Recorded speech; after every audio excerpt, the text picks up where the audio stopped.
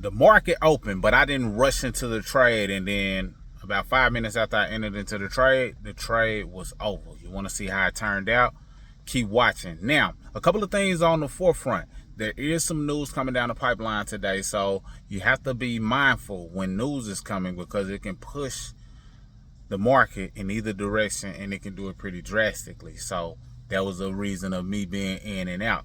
Secondly, this was me trading the open range breakout. Many of you are familiar with the orb strategy. I've heard it. I want to perfect it because I see some people that's in our group winning big with it, using our A+ system and setups to let you know when it's a good time to take a trade. If you want access to that, so link down below. You know what to do, so do what you know. But let's get into the trade so you can see my thought process behind it and why I did what I did. Of course, more money is able to be made, but you just want to pay attention to what works for you until you find your flow. Now, if you're an expert trader, then of course you can share your jewels and gems down below. But I'm perfecting my style, my trade, so that when I get in the game, I'm in the game. Let's go. So, doing the live trade, I wanted to hit record before I actually took the trade. So I'm looking at a couple of different things. Of course, the sell signals, but I'm also looking at the open range breakout, which are these purple lines here. I want to get good at paying attention to the open range breakout, which tends to happen at the first, portion of the morning, open range. So if the market opens at 8:30, you look at it and see what it does for the first 15 minutes, give or take, and then it usually lets you know which direction it wants to go. Based on my observation of what I'm seeing, and I did look at multiple time frames and things of that nature, I switched to the 5-minute right now.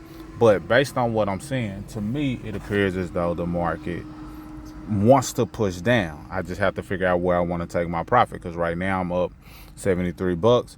But, of course, that's subject to change. But I was looking at a couple of different things. I was looking at the pressure that was coming from the top, pushing down and causing these wicks right here that made me say, okay, it's some sellers here that's pushing the market down. Now, of course, it could always be market manipulation. As you see, I went from green to red just that fast. So it always could be market manipulation.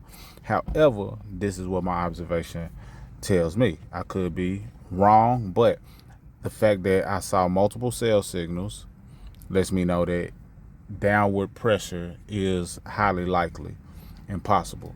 Then at the time some of the signals was issued, you see the trending in the red direction along with the green momentum showing right here, meaning that the momentum is definitely showing signs of that being able to push and sustain in the downward direction. Now, the green momentum isn't showing here, but that doesn't mean that it can't reappear.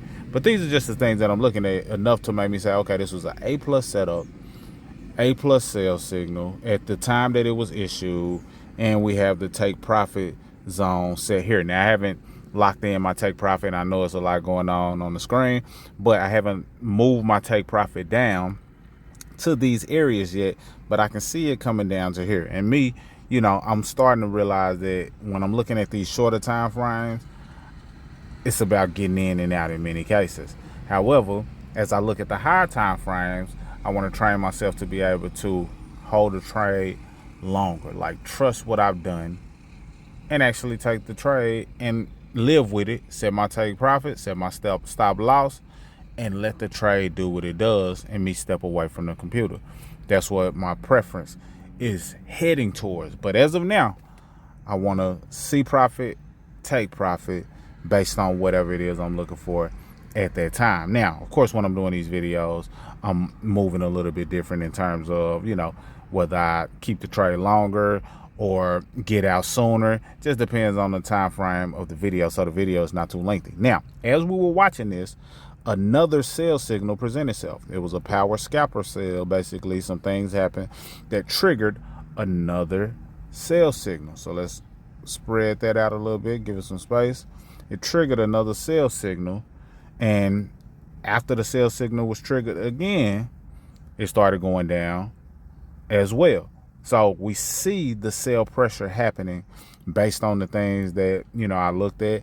It was the wicks that kind of made me say, you know what, these wicks is some selling pressure up there. Let's go ahead and, enter a sell and ride it out Now, I'm going to take my profits, for the sake of the video, but I got a feeling this thing has the potential to push down significantly to where this one contract could, produce good profit. Let's go ahead and secure these profits.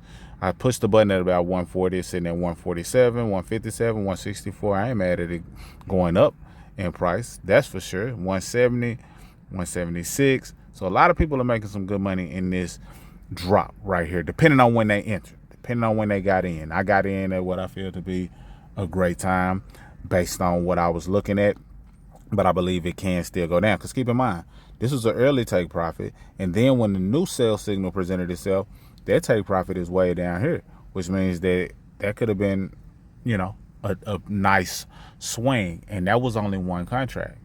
And this is the mini NASDAQ, meaning that many people are trading 3, 4, 5, 10 plus contracts, and in the same amount of time that it took me to make that 170 or however much it went up to, somebody else made 1,700, somebody else made 17,000. I'll just keep it at that. So it's just a matter of you getting good at knowing what you're looking for, and then more importantly, executing what you see, and then protecting your profits or making sure you don't have too big of a drawdown. And of course, you're not taking these massive contract sizes if you have a smaller account. As a smaller account, you're just trying to get base hits. And as you can see, this bar is going down, down, down, down, down, aiming to hit that take profit 1, and could go even lower because the take profit 2 is here, take profit 3 is there, and it has strong signs of continuing in that downward direction. So many may say, hey, you got out too early, should have stuck it out. Listen, once you find your strategy or whatever works for you, you just have to be okay with whatever decision you make to take profits when you take profits. The main thing is you want to be profitable and have a high probability of being profitable. In this case, this was a profitable trade. And keep in mind, I'm still on the challenge. It's still the 50K challenge that TradingView is putting on. And, I want to be profitable while doing the challenge as well. And sometimes that may be a matter of taking early profits, or it may be some that I do more like a swing trade where I look at a bigger time frame and keep it for longer and see how that helps with the challenge as well. But nonetheless, what I saw in this scenario was the open range breakout. These purple lines right here represent the open range breakout. It was hovering between these two areas for the first 15 minutes. After the 15 minutes, I decided to say, you know what? Based on what I'm seeing, it's looking like it wants to push it down. And since I'm saying that it looks to me like it wants to push it down, then let's go ahead and enter a sell. Plus, I had other confirmation sell signals that, made me think that as well. Now, could it reverse and go back up? Absolutely. Could it push further down? Absolutely. It doesn't go in one direction. In most cases, you're going to get both in a short amount of time, and you just have to be able to respect the drawdown. Like even when we first started recording, it was green, and then of course it started showing red, but you can't get emotionally attached to that. You let it do what it do, and then once it does what it does, you decide whether or not you want to stay in the trade or not. So in a matter of minutes, let's just say 5-6 minutes, $100 and some dollars made, but that was just one contract. As you increase your contract size, you increase the amount of money that you make, but you can also increase the amount that you lose. But if you have A+ setups and you're using this system that can help you spot A+ setups, then I think that can really help you be more profitable with higher probabilities. That being said, if you want access to the tool, it's a link somewhere down below. Mr. Smith signing out. Salute.